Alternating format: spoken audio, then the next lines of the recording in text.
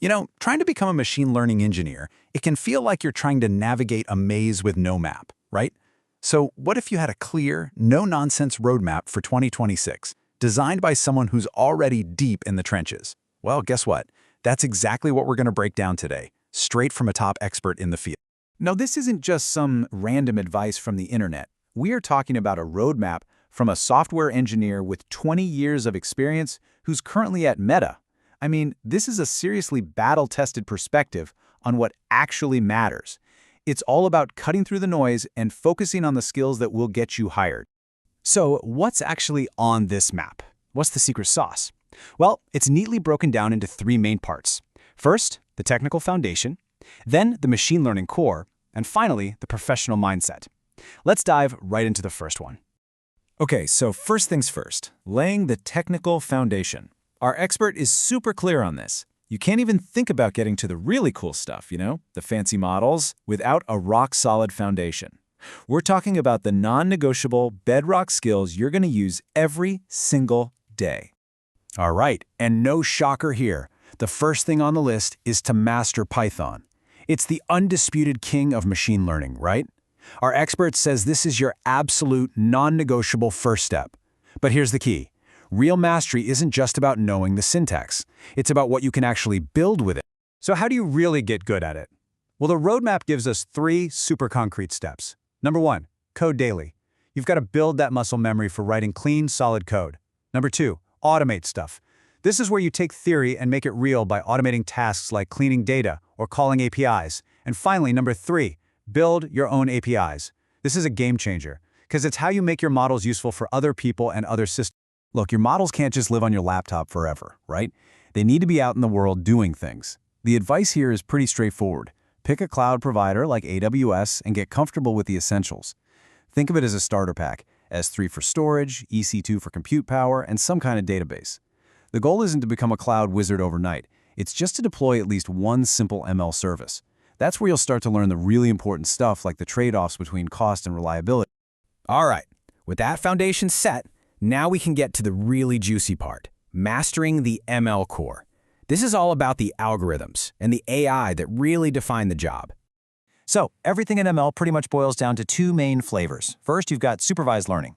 Think of this like learning with a cheat sheet. The data is already labeled with the right answers, and the model's job is to learn how to get there. And then you've got unsupervised learning. This is more like being a detective. You're given a bunch of data with no labels, and your goal is to find interesting patterns or structures hidden inside it. And this really breaks it down nicely. See, supervised learning is all about prediction. A classic example is spam detection. Is this email spam or not? Unsupervised learning, on the other hand, is about discovery. Like, say, looking at all your customers and finding natural groups or segments you didn't even know existed. Totally different goals, right? Okay, this next piece of advice is absolutely crucial.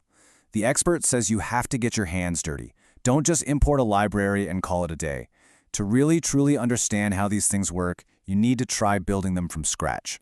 We're talking about the classics: linear and logistic regression, decision trees, k-means.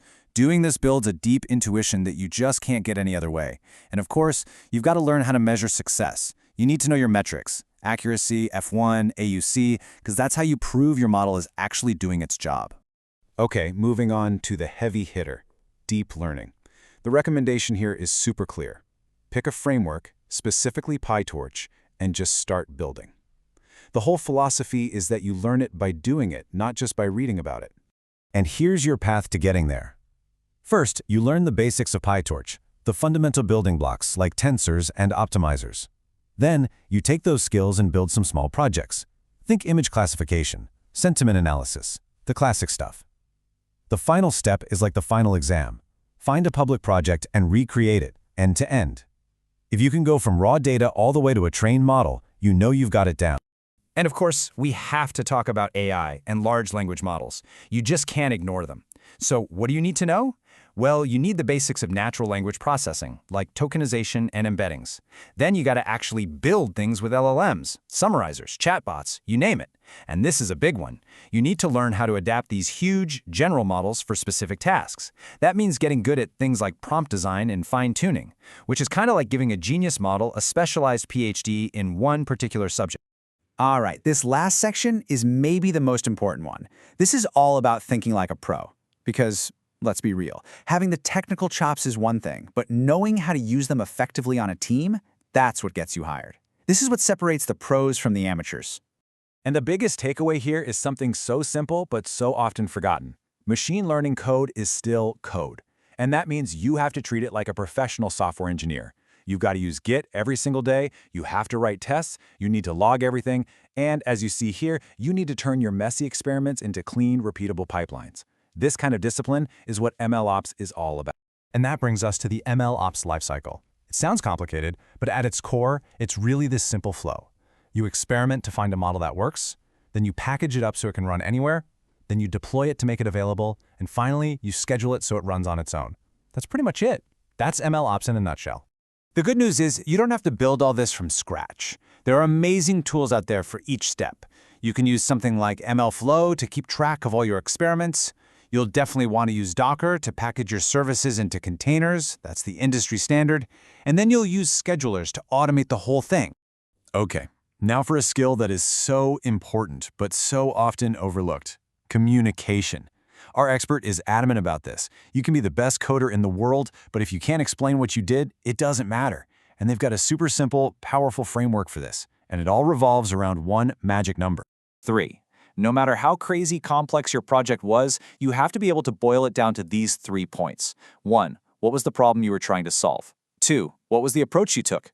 And 3. What was the impact? What actually happened as a result?